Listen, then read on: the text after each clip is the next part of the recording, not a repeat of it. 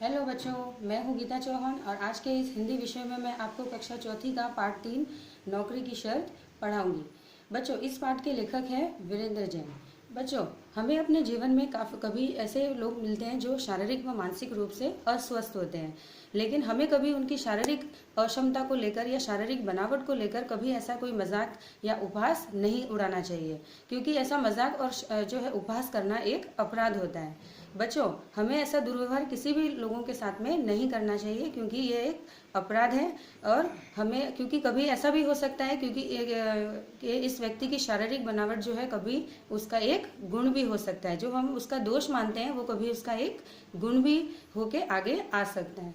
तो बच्चों, इस पाठ का प्रारूप जो है मैं आपको बता दूं, इसमें एक युवा व्यक्ति होता है जो नौकरी की तलाश में इधर से उधर भटकता रहता है, लेकिन उसे कहीं नौकरी नहीं मिलती है और उसकी स्थिति इतनी दयनीय हो जाती है कि उसके भूखे मरने की नौबत आ जाती है। और जब उसे एक भिखारी मिलता है, वह भिखारी भी उसे बहुत शर्मिंदा करता है और उसका बहुत ही जो है शर्मिंदा करके उसे बहुत ही जो शर्मिंदा महसूस होती है। तो हम इस पाठ को आगे पढ़ें और आइए जाने बच्चों कि किस तरीके से उस व्यक्ति की शारीरिक बनावट जो है उसे आगे जो है नौकरी पाने में सहायक सिद्ध हुई। आइए बच्चों, हम पाठ पढ़ेंगे अब।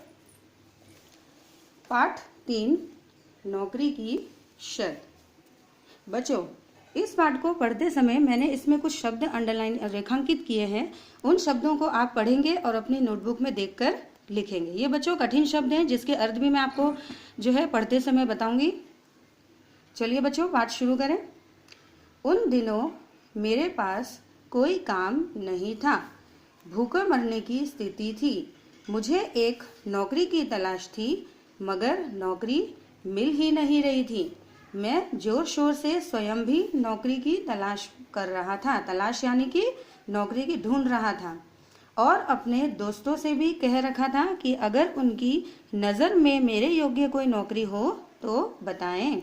यानी कि उसके पास बच्चों कोई नौकरी नहीं थी, वह भूखे मरने की स्थिति आ गई थी और वह नौकरी की तलाश में इधर से उधर भटक रहा था और नौकरी ढूंढ रहा था। इन्हीं बेकारी के दिनों की बात है। मैं अपने एक मित्र से मिलने उसके घर गया। उसका घर मेरे घर से दूर था। इधर मेरी जेब खाली थी, 100 में पैदल ही गया। वहां तक पहुंचते पहुंचते थक गया, इसलिए उसके घर में घुसते ही सीढ़ियों पर सुस्ताने के लिए बैठ गया। सुस्ताने यानी कि आराम करने के लिए वह बैठ गया। उसके पास पैसे नहीं थे, इसलिए उसने गाड़ी या कोई साधन न लेकर वह पैदल ही उसके मित्र के वहां चल के चला गया। तभी वहां एक भिखारी आ पहुंचा। उसने समझा मैं उसी मकान में रहता हूँ। भिखारी बोला, बाबूजी, एक कटोरा आटा दे दो। मैंने उसे झिड़कते हुए कहा, घर में आटा नहीं है। भिखारी बोला, तो कोई फटा पुराना कपड़ा ही दे दो। मैंने फिर उसे झिड़का यानी कि फटकारा, डांटा। कोई कपड़ा भी नहीं है। यानी भिखारी ने जब उसे पूछा कि मुझे एक कटोरा आटा दे दो, तो वह जो है उसे डांट के उसे फटकारने लगा। और उसने फिर भिखारी ने उसे बोला कि अगर तो मुझे कोई फटा पुराना कपड़ा ही दे दो। तो उसे फटकार के उसने बोल दिया, मेरे पास कोई कपड़ा भी नहीं है। मैंने सोचा अब वह टरक जाएगा, टरकना यानी चला जाएगा, पर नहीं, वह वहीं अड़ा रहा और बोला, तो बाबू, एक 10 पैसे का सिक्का ही दे दो। मुझे उस पर गुस्सा आ गया। टलता ही नहीं अड़ियल, अड़ियल यानी कि बहुत जिद्दी होना। मैंने उसे डांटते हुए कहा, 10 पैसे भी तो नहीं है। वह बहुत ही जिद्दी था। वह भिखारी वहीं खड़ा रहा और उसने उससे फिर पैसे मांगना शुरू कर दिए। मैंने अपनी तरफ से सच ही कहा था, पर वह तब भी वहां से नहीं गया। मैंने उसे घूर कर देखा। आंखें मिलते ही वह बोला, बाबू, जब घर में आटा नहीं है, कपड़े लत्ते नहीं हैं और आपकी जेब में 10 पैसे तक नहीं है, फिर यहाँ बैठे बैठे क्यों समय बर्बाद कर रहे हो? आओ मेरे साथ, शाम तक 10-20 रुपए तो कमा ही लोगे। यानी भिखारी ने उसे शर्मिंदा किया और उससे बोला कि तुम मेरे साथ चलो तो हम कहीं 10-20 रुपए तो तुम भी कमा ही लोगे। भिखारी की बात सुनकर मैं उलझन में पड़ गया। उलझन यानी कि वह सोचने लग गया। मन ही मन सोचा, सलाह तो सही दे रहा है। सलाह यानी कि भिखारी ने परामर्श या जो सलाह उसे दी वह सही लग रही थी और वह उसके बारे में कुछ सोचने लगा। जब तक नौकरी नहीं मिलती क्यों ना। अभी मैं भिखारी के प्रस्ताव पर ठीक से विचार कर भी नहीं पाया था। प्रस्ताव यानी कि उसकी बात पे विचार ही कर रहा था कि मेरा मित्र अपने घर में से बाहर आया। उसने भिखारी को डांट कर भगाया और मुझे भीतर ले आया। भीतर यानी कि वह घर के अंदर उसे लेके आ गया। बच्चों, आप इस चित्र में देख रहे हो कैसे उसके मित्र ने उस भिखारी को डांटा, फटकारा और उसे वहां से भगा दिया।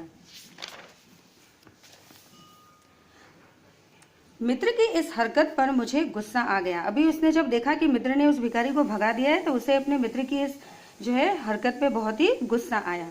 मैंने सोचा, नौकरी मुझे मिल नहीं रही, यह मुझे नौकरी दिलवाने में कोई मदद दे नहीं रहा।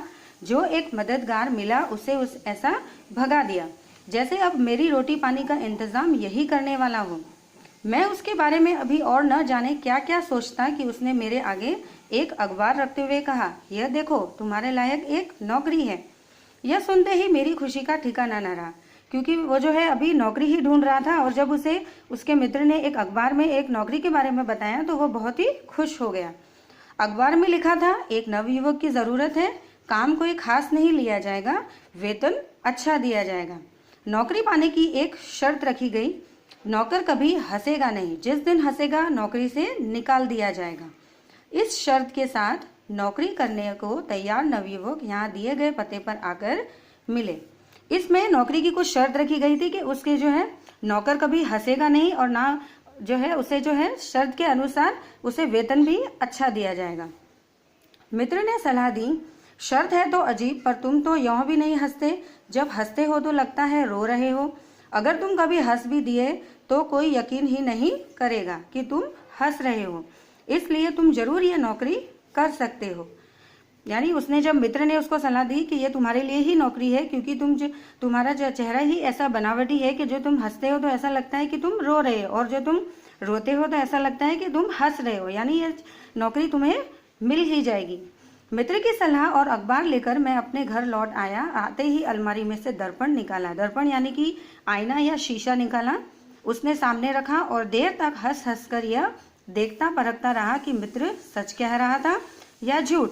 बहुत समय तक परीक्षण करने के बाद, यानी कि जांच करने के बाद, उसने अपने चेहरे को काफी देर तक निहारा और अपने चेहरे को काफी देर देखने के बाद में उसने यह निर्णय लिया कि मित्र ने रत्ती भर भी झूठ नहीं बोला था, मित्र सच कह रहा था। अगले दिन में उसे पते पर जा पहुंचा, घंटी बजाकर किसी के आने की प्रतीक्षा की, यानी कि वह इंतजार कर रहा था दरवाजे के बाहर। जैसे ही दरवाजा खुला मेरी आंखें खुली की खुली रह गई। मैं यह देखने समझने की कोशिश करता रहा कि मेरे सामने जो खड़ा है वह आदमी है या भूसे का भरा बोरा। यानी कि वो आदमी जो था वो इतना मोटा था कि उसे देखते ही उसे लगा कि वह एक भूसे का बोरा जैसा नजर आ रहा है। उसमें से आवाज आने पर मैं समझ गया कि यह आदमी ही है, पर जरा अलग किस्म का है। किस्म यानी कि अलग प्रकार का है। जैसे ही मैंने उन्हें बताया कि मैं नौकरी पाने के लिए आया हूँ, उनके चेहरे पर मुस्कुराहट आ गई। मुस्कुराहट यानी कि वह हंसने लग गया, खुशी से उनके चेहरे पर मुस्कुराहट आ गई। वह बोला, तो भीतर आइए ना। मैंने भीतर जाना चाहा पर जा न सका। जब कई मिनट तक मैं भीतर नहीं गया तो उन्होंने फिर कहा, आइए ना। मैंने अपनी परेशानी बताई। आप हटें तो मैं भीतर आऊं?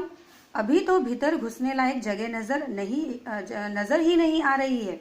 इतना कहते ही मेरे चेहरे पर मुस्कुराहट आ गई। वह आदमी इतना मोटा था कि उसके दरवाजे में बिल्कुल ही अंदर जाने की जगह नहीं थी, इसलिए उसे ये अंदर न जाने के कारण उसे अपने उस युवा व्यक्ति को देखकर अंदर चेहरे पे मुस्कुराहट आने लग गई, यानी वह हंसने लग गया। जैसे ही इन्होंने मेरी तरफ देखा मुझे खटका हुआ, अब तो नौकरी नहीं मिलेगी। पर तभी वह एक तरफ हटते हुए बोले, तो रो क्यों रहे हो?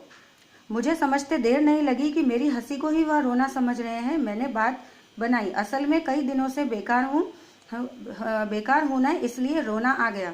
यानी कि उसका जो चेहरा था वह ऐसा था कि वो जब हंसता था तो रोने जैसा लगता था, तो सेठ को ऐसा लगा कि वह रो रहा है, लेकिन वह असल में हंस रहा था। मैंने बनाई, असल में कई दिनों से मैं बेकार हूँ ना, इसलिए मुझे रोना आ गया। उसने अभी ऐसा बहाना बना लिया कि मेरे पास कई दिनों से मैं बेकार था, बेरोजगार था, इसलिए मुझे देखकर रोना आ गया। खैर, हम भीतर पहुंचे और मुझे नौकरी मिल गई। उन्होंने मुझे बताया, तुम्हें हमारे साथ दुकान तक चलना होगा, वहाँ छोटे मोटे काम करने होंगे, शाम को वापस हमारे साथ घर आना होगा। जब हम घर में घुस जाया करेंगे तो तुम्हारी छुट्टी हो जाया करेगी।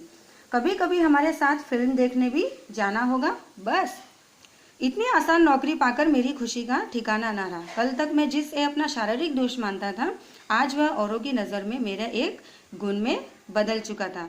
तो देखा आपने, इस तरीके से उसकी शारीरिक बनावट जो है उसे नौकरी पाने में सहायक सिद्ध हुई और उसका ये शारीरिक दोष उसका एक गुण भी बन गया। तो बच्चों, ये जो कहानी थी वह बहुत ही शिक्षाप्रद, मनोरंजक व जो है बहुत ही रोमांचक थी। अब इस कहानी से बच्चों हमें यह संदेश मिलता है कि हमें अपने जीवन में कभी भी किसी की शारीरिक दोष को लेकर कभी कोई मजाक या उल्लास नहीं करना चाहिए, क्योंकि कभी ये शारीरिक दोष उसका गुण भी बन सकता है। आशा करती हूँ बच्चों ये कहानी आपको बहुत ही रोमांचक और मनोरंजक लगी होगी और अच्छी तरह से समझ में आई होगी। धन्यवाद।